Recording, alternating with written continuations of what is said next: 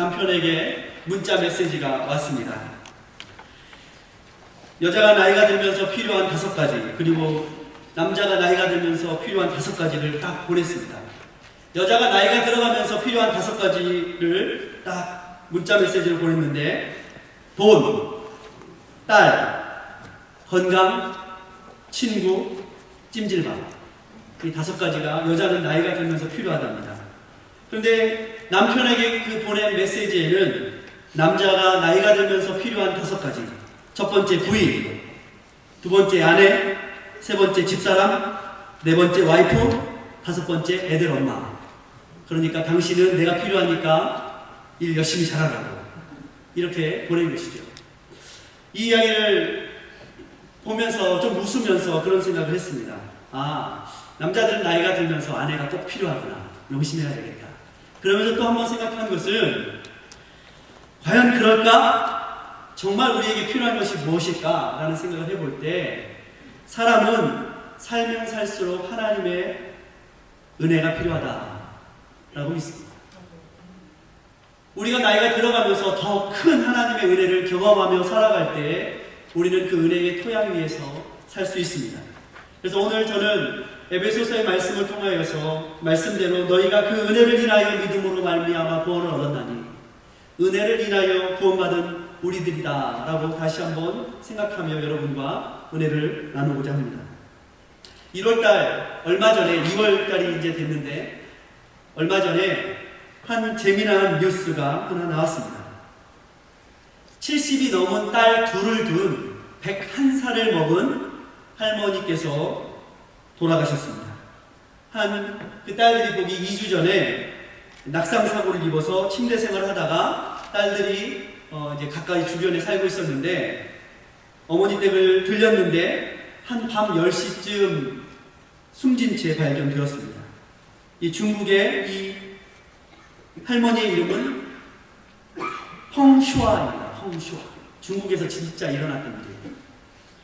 그래서 이 펑슈아 할머니의 딸들이 이를 발견하고 잘 살펴보니 몸이 이미 딱딱하게 굳고 눈을 감고 있었습니다. 심장의 박동은 멈추었고 호흡도 없었습니다. 펑씨가 죽었다고 판단한 이 두 딸들은 마을 사람들을 다 모으고 장례식을 준비했습니다. 그러나 이튿날 오후 3시 정도가 되어서 장의사가 펑씨를 관에 넣으려는 순간에 이 펑씨와 할머니가 갑자기 눈을 딱 뜨고서 얘들아 안녕? 하고서 깨어났습니다. 장례식장에 모인 모든 사람들은 장례식을 치르려고 하다가 그날 다 같이 모여서 잔치를 벌이게 되었습니다. 이러한 이야기는 일어나기도 하는 일이지만 오늘 말씀이 바로 그 이야기입니다. 허물과 죄로 죽었던 우리를 살리셨구나. 기적 아닙니까? 놀라운 일 아닙니까? 여러분, 우리의 인생, 믿음의 인생, 주님을 믿는 인생에는 바로 주로 말미암아 죽음이 마침표가 아닌 주님 안에서의 쉼표이자 또한 영혼을 약속하는 바꿈표인 것을 믿으시기를 주의 이름으로 축원합니다. 그래서 믿는 자에게는 이렇게 장례식이 아닌 잔치의 소망에 나를 기대할 수 있는 것입니다. 허물과 죄로 인하여 죽었던 우리를 살리시는 주님, 이렇게 성경은 시작하고 있습니다. 죽었다가 살아나는 것이 얼마나 큰 은혜입니까? 여러분 보셨습니까? 뉴스를 보고 뉴스를 듣고서도 우리는 어떻게 합니까? 와, 그런 일이 있어. 그런데요, 예수 믿는 사람들에게는 이것은 사실이고 현실인 것입니다. 많은 사람들이 경쟁과 욕심의 세상의 방법으로 살다가 언제 죽을지 모르고 그렇게 살다가 죽어갑니다. 은혜, 다시 살아나는 것, 굉장히 낯설게 느껴지죠. 그런 일이 있어? 사람들은 생각합니다. 왜냐하면 이 시대를 살아가는 사람들은 유치원을 다니면서부터 경쟁이 철저하게 그 생활 습관으로 바뀝니다. 사회 속에서 성공하려면 경쟁해야 되고 이겨내야 합니다.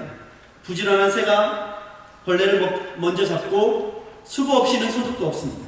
세상에는 공짜는 없고 마땅히 권리를 주장하지 못하는 자는 바보입니다. 돈 낸 만큼 못 찾아 먹으면 바보 소리를 듣는 것이죠. 경쟁에서 진 자는 마땅히 적게 받아야 하고 벌을 받아야 합니다. 오늘 말씀처럼 허물과 죄로 인하여 죽는다는 것은 이 세상의 법칙으로라면 너무나도 마땅하고 너무나도 당연한 이야기입니다. 그런데 주님의 은혜는 허물과 죄로 인하여 마땅히 죽어야 할 그 사람들을 살리셨도다 라는 말씀으로 에베소 교인들에게 권면되어지고 있습니다. 그렇지 않습니까, 여러분? 세상의 법은요, 용서, 은혜, 봐주기 이런 말은요, 손톱만큼도 우리 사이에 끼어들 틈이 없습니다. 당연히 우리가 성경의 말씀을 보면 의아해질 수밖에 없습니다. 성경에 나오는 다윗, 어떤 자였습니까? 부하를 모살하고 그 부하의 아내까지 빼앗은 자 아닙니까? 그런데 하나님은 이 다윗을 후대하십니다. 첩의 아들로 태어난 솔로몬, 형들이 많았는데도 불구하고 그가 왕권을 잡고 하나님은 그에게 솔로몬에게 사랑을 받는 자라는 여디디아라는 이름까지 주십니다. 우리의 상식으로는 좀 이상한 계산법 아닙니까? 열심히 11조도 하고 금식도 하고 구약의 계율을 철저히 지킨 바리새인들보다 동족의 피를 빨아먹던 세리, 더러운 창녀, 우상 숭배를 일삼던 이방인들에게 기회를 주신다는 그 하나님, 이상하지 않습니까? 인생의 막판에 예수님 잘 만나가지고 강도였던 그 강도가 십자가 옆에서 나 좀 기억해 주세요 그랬더니 예수님이 오늘날 네가 나와 함께 낙원에 있으리라. 여러분, 수지 맞지 않았습니까?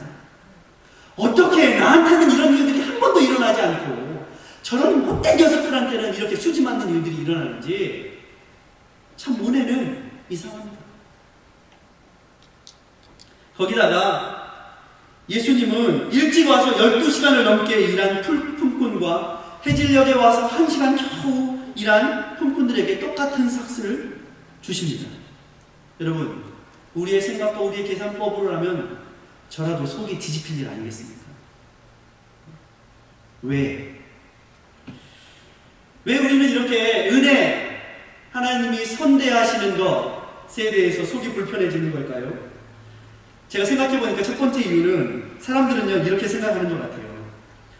대부분의 사람들이 속이 뒤집히는 이유는 나는 일찍 와서 고생한 일꾼과 같다라고 생각을 한다는 거예요.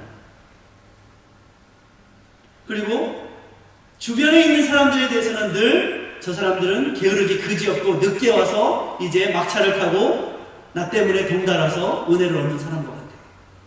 이런 생각을 한다는 거예요. 그런 은혜의 파격적인 계산법 앞에서 사람들은 늘 나는 왜 이렇게 주님 앞에 잘못한 것도 별로 없는데 욕과 같이 고난만 당하지? 라고 생각을 하고 옆에 있는 사람들은 별로 한 것도 없는데 수지 맞은 강도와 같이 하나님은 저에게 선대하시는가? 사람들은 그렇게 생각을 한다는 거예요. 이 말씀을 볼 때 인간의 그런 자기 중심성은 기회를 주시는 주님, 품삯을 주시는 주님, 그리고 그분이 주시는 선물보다는 옆 사람과의 경쟁의식, 그리고 세상의 법 아래서 자기를, 그리고 옆 사람을 계속해서 깎아내리고 평가절하 시키다가 마침내 그 분노와 욕심을 가지고 동생을 쳐 죽인 가인의 돌을 들고 사람들을 대하게 됩니다.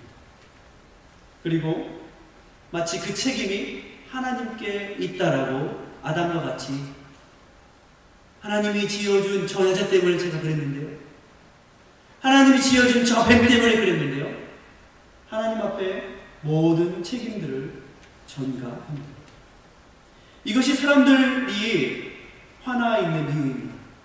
이 시대에 수많은 사람들이 하나님 앞에 화나 있습니다. 나는 열심히 일해도 이것밖에 안 되고 저 사람은 무슨 저 조상이 나라를 구했는지 좋은 일들이 있고 그런데요, 잘 살펴보면 오늘 말씀에 그때에 너희가 그 가운데서 행하여 이 세상 풍속을 쫓고 공중의 권세를 잡은 자를 따랐으니 곧 지금 불순종의 아들들 가운데서 역사하는 영이라. 이렇게 성경에 말씀하고 있습니다. 이 시대의 방법과 이 시대의 계산법은 사람들을 비교하고 사람들을 대하는 그 기준은 조금도 그 사람에게 은혜, 용서 이것보다는 그 사람이 행한 대로 이에는 이, 눈에는 눈으로 갚아주라는 계산법으로 사람들을 대하게 합니다. 그러나 주님은 우리에게 마태복음 18장의 비유를 통하여서 우리가 하나님께 어떠한 큰 은혜를 받았는지 다시 한번 상기시켜 주십니다. 주님은 베드로와의 대화를 통해서 불순종의 이 시대의 아들들이 친구와 동료들을 어떠한 마음으로 대하고 있는지에 대해서 분명하게 말씀하고 있습니다. 왕은 종이 평생을 벌어서 갚아도 갚을 수 없는 그 빚을 탕감해 주었습니다. 그런데 그 탕감을 받은 종은 집으로 룰루랄라 돌아가다가 자기에게 조금 빚진 한 사람을 만났습니다. 그리고 그 사람을 데려다가 멱살을 잡고 너 내 돈 안 갚어? 안 갚어? 그러다가 결국 어떻게 했습니까? 그 사람을 감옥에 쳐 넣었습니다. 이 비유를 통하여서 주님은 우리에게 내가 너에게 많이 용서해 주었는데 너는 평생에 갚을 수도 없는 그 빚을 내가 종과 같은 너에게 용서해 주었는데 너는 친구에게 가서 조금 빚진 것 가지고 멱살을 잡고 감옥에 넣느냐? 라고 말씀하시는 것입니다. 우리가 그런 자라는 거예요. 우리가 이전에는 육체의 욕심을 따라서 그렇게 형제와 자매들을 그런 모습으로 대하던 허물과 죄로 죽었던 그런 자들이었다는 거예요. 그런데 주님이 우리를 살리셨다는 거예요. 저는요, 주님을 만나면서 내가 그러한 자구나 하는 것을 알았습니다. 육체의 욕심, 분노. 저희 아버지 얘기를 잠시 하면 저희 아버지는 열심히 일하시는 분이셨어요. 제가 어렸을 때 제 어린 눈으로 볼 때 아버지는 늘 배려하고 자기 거 챙기기보다는 그 아래 밑에서 일하는 사람들의 것들을 먼저 챙기시느라고 집에 별로 돈을 가져오지 않으셨어요. 어머님은 많이 고생하셨죠. 그런데 그렇게 열심히 일하시는 아버지를 거짓으로 속이고 아버지의 재산을 하루아침에 다 뺏어간 사기꾼 아저씨가 있었습니다.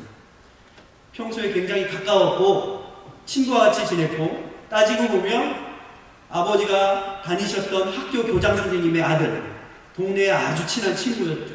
동생이긴 하지만 다 빼앗긴 아버지.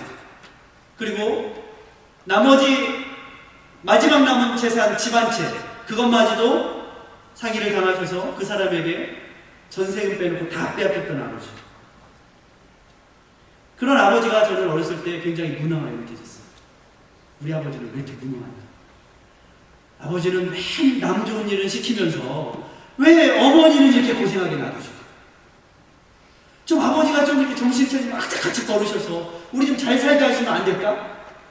그런 마음과 더불어서 아버지를 속였던 그 사기꾼 그 사람을 어렸을 때 저는 굉장히 미워했습니다. 가만히 안 나는 것이다. 저런 인간은 없어져야 돼. 저런 사람은 그대로 갚아줘야 돼. 저 사람은 어디 가서도 행한 대로 받아야 돼. 그런 마음이 어렸을 때 있었어요. 제 마음속에. 그런데요, 주님을 만났을 때 깨달은 것은 이것이었습니다. 그대로 받아야 하고 죽어 마땅할 자가 바로 나이구나. 내가 먼저 죽어야 마땅하구나. 시간이 흘렀습니다. 78년도에 이런 일이 있었고 제가 대학생이 되었을 때 아버지가 제가 이제 신학교에서 목회를 하려고 신학교에 가서 선교여행을 대학교 1학년 때 제주도로 간 일이 있었습니다. 아버지가 제주도로 가는 저에게 야 제주도 가서 누구 좀 만나고 와라 이렇게 말씀하십니다. 나중에 알고 보니까 아버지 돈 떼먹고 도망간 그 사람이었어요. 만났습니다. 만났는데 눈이 멀어 있었습니다.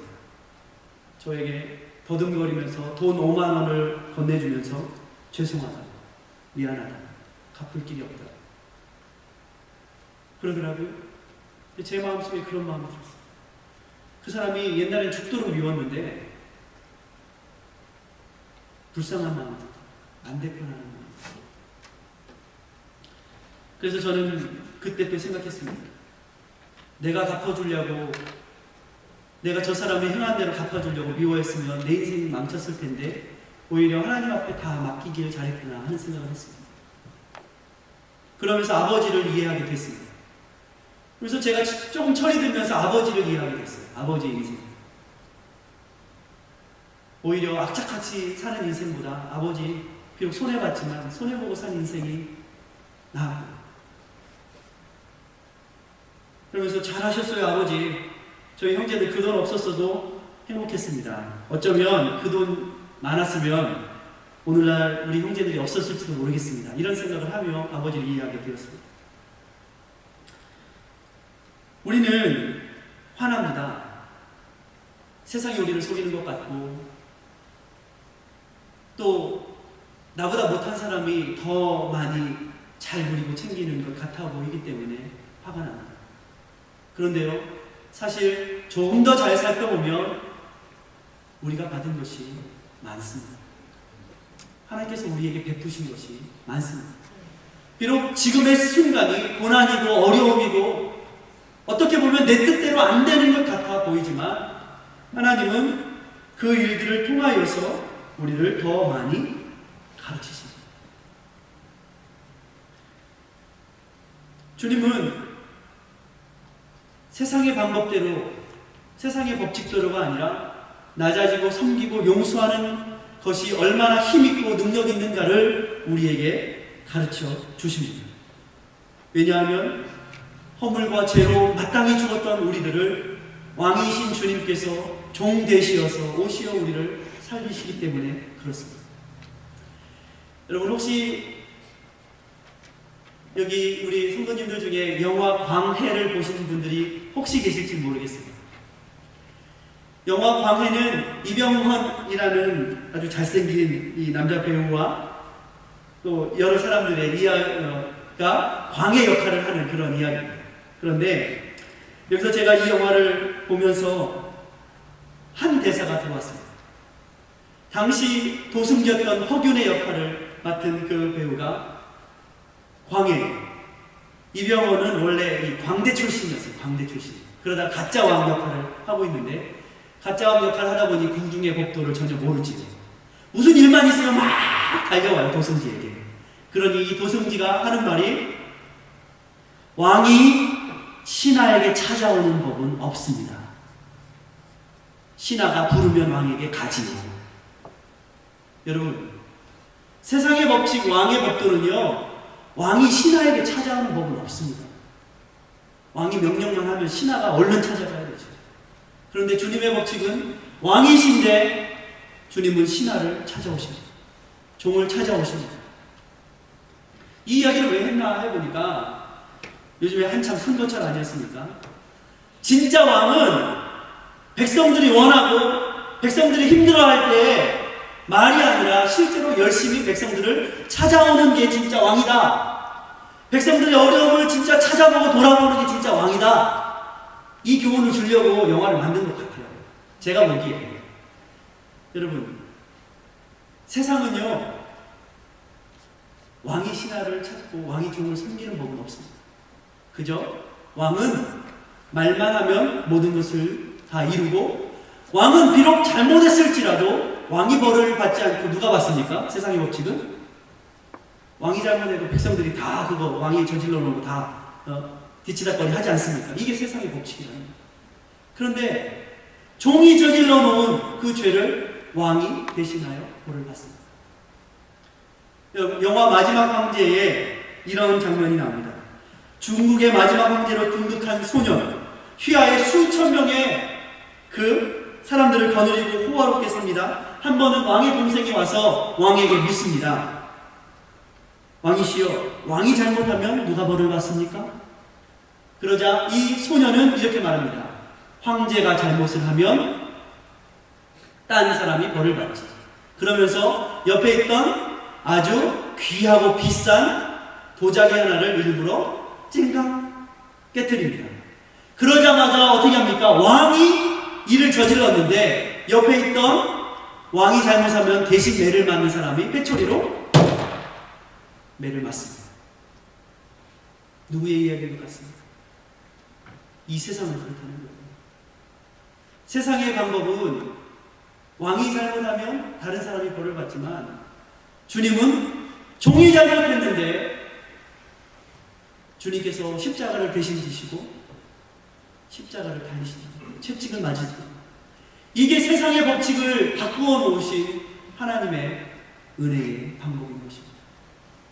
그래서 주님은 그러한 허물과 죄로 죽었던 우리를 살리시고 계신 것입니다.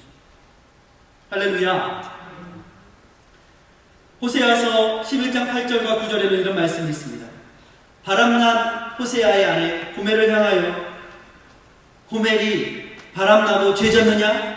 내가 너에게 그 고멜을 값을 치르고 사라 하니까 네가 화가 나느냐? 에브라임이여 내가 너를 어찌 놓겠느냐? 이스라엘이여 내가 어찌 너를 버리겠느냐? 내 마음이 내 속에서 돌이키어 나의 긍휼이 온전히 불붙는 것 하도다. 네가 그렇게 죄인인데 나는 너를 사랑하는 그 마음 때문에 내 마음이 불붙듯 하여 너를 놓지 않고 붙들고 있다. 네가 그 고멜 같은 죄인인데도 불구하고 나는 너를 붙들고 있다라고 말씀하고 있는 것입니다. 주님께서는요 그렇게 미운 놈 죽일 놈을 용서하고 살리십니다. 이것이 우리를 주님 앞에 서게 하시는 은혜의 법칙인 것입니다. 여러분 죽어야 할 사람이 누구입니까? 나입니다. 주님은 나를 욕하는 자와 맞설 용기가 아닌 그것을 참고 안 싸울 용기가 있는 한 사람을 찾고 계십니다. 그 용기가 어디서 나겠습니까? 내가 그 은혜로 말미암아 구원받은 자입니다 라고 고백하는 자가 바울과 같이 고난과 고통 속에서도 태장으로 맞고 잠을 못 자고 굶는 그러한 고난 속에서도 주님의 은혜입니다 라고 고백할 수 있는 것입니다. 하나님의 생각은 그렇게 이 세상의 생각과 이 세상의 법칙과 다릅니다. 선지자 이사야는 이 말씀을 이렇게 고백하고 있습니다.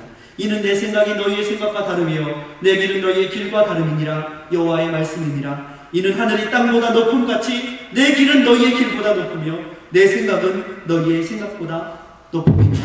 세상의 법칙은 율법의 법칙이요 법의 법칙입니다. 법은 모든 사람들을 정죄하고 죽입니다. 그러나 법은 살릴 길이 없지만 은혜는 사람을 살리는 것입니다. 내가 나의 맹렬한 진노를 나타내지 아니하며 이는 내가 하나님이요 사람이 아니니라. 네 가운데 있는 거룩한 자니 내가 하나님이요 사람이 아니니라. 내 것을 가지고 내 뜻대로 할 것이 아니냐. 하나님께서는요 자식을 돌아오게 할 수만 있다면 하나님은 얼마든지 사람의 생각, 합리적인 계산법을 무시할 수 있는 분이십니다. 여러분 그런 하나님이 우리의 아버지이십니다. 여러분 아버지의 어머니의 사랑은요 합리적이지 않습니다.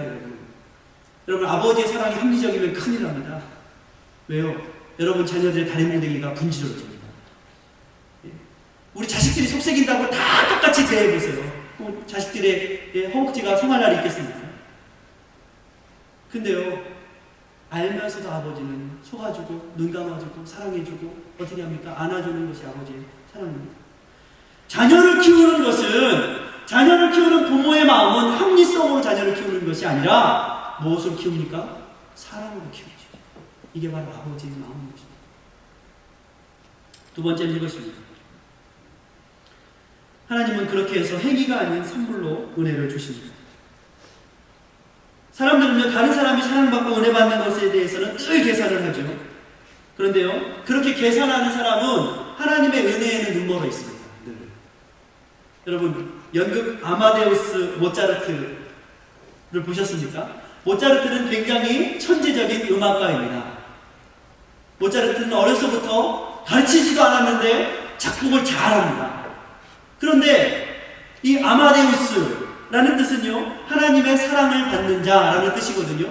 근데 아마데우스 모차르트와 반대로 당시의 궁정 음악가였던 안토니오 살리에르는 열심히 노력하는 노력형이었어요.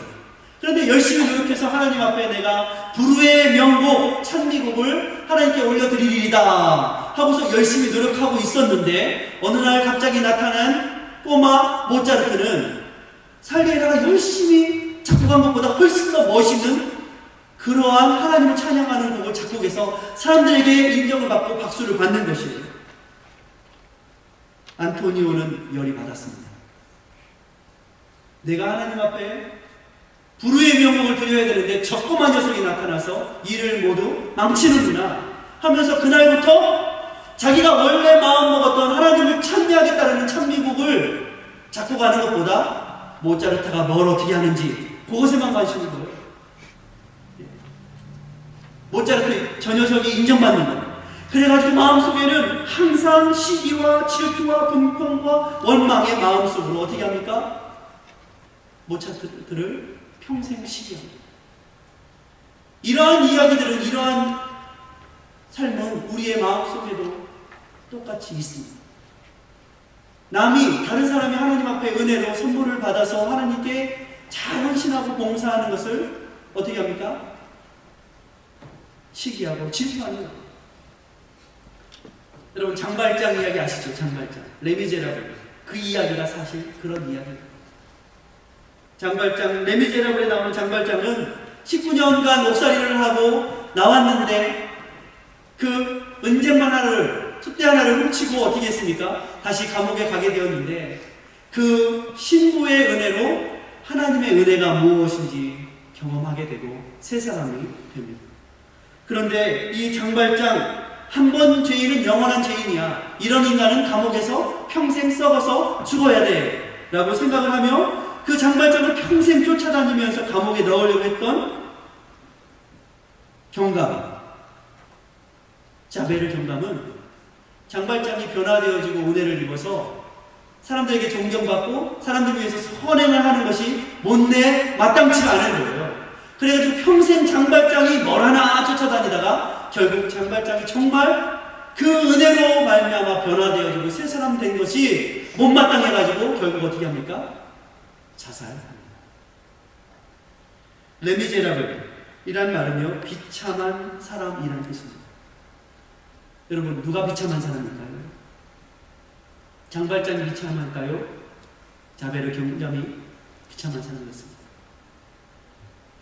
많은 사람들이 하나님께서 주신 은혜에 감사하지 못해서, 그리고 나에게 주신 그 분복을 감사하지 못해서 누리지도 못하고 감사하지도 못하다가 비참하게 자베르 경감처럼, 안토니오 살리에르처럼 살아갑니다.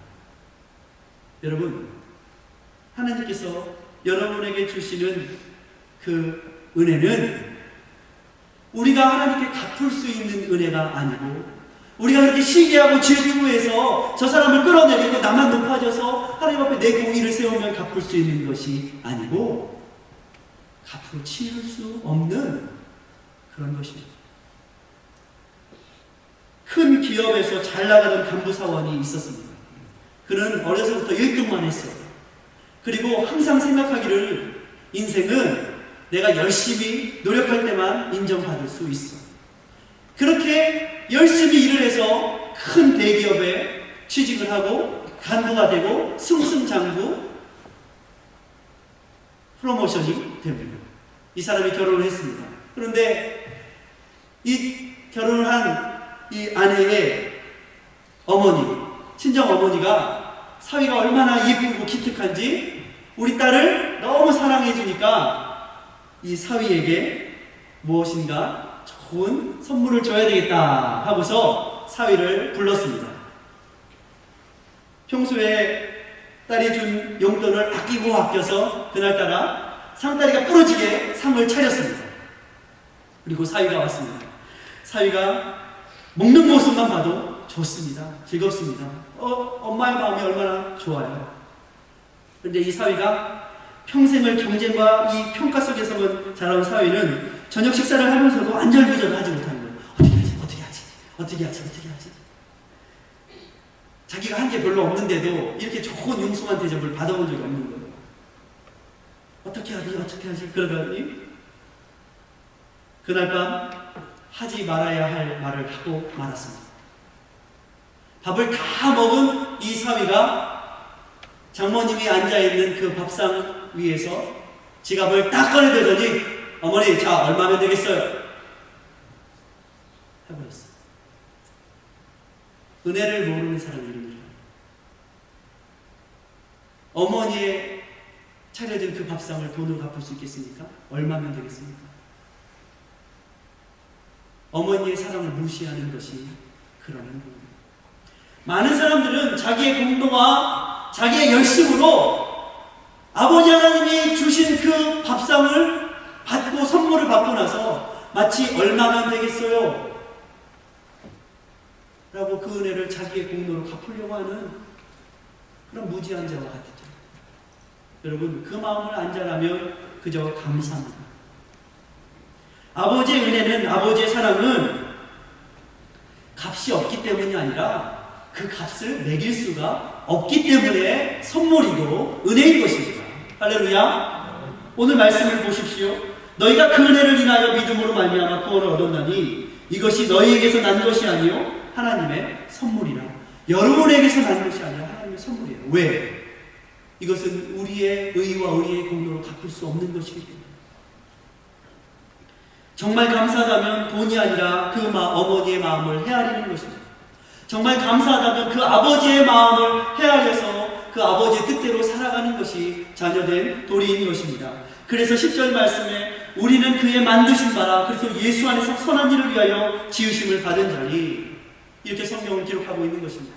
사도 바울은 이 은혜가 얼마나 큰 것인지 깨달았습니다. 그래서 죄가 많은 것에 은혜가 더하니라, 이 말씀을 한 후에 그러면 죄가 많으니까 은혜가 더하니까 죄를 더 많이 지면 은혜가 더하겠냐? 그렇습니까? 그런 뜻이 아니라 그 죄인, 그 깊은 죄인임에도 불구하고 주님께서 은혜로 우리를 사셨다면 그것을 육체의 기회로 삼는 것이 아니라, 죄를 짓는 기회가 아니라 오늘 말씀처럼 선한 일을 위하여서 그 시간과 모든 것을 사용하는 자가 되어야 되겠다. 이것이 바로 은혜를 경험한 바울의 고백이었습니다. 저와 여러분 어떻습니까? 주님께서 은혜로 인하여 우리를 구원해 주셨습니다.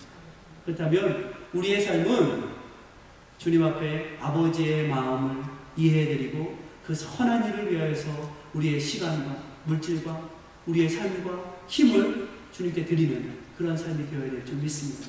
그럴 때 주님께서 우리를 기뻐하시는 것입니다. 기도하겠습니다.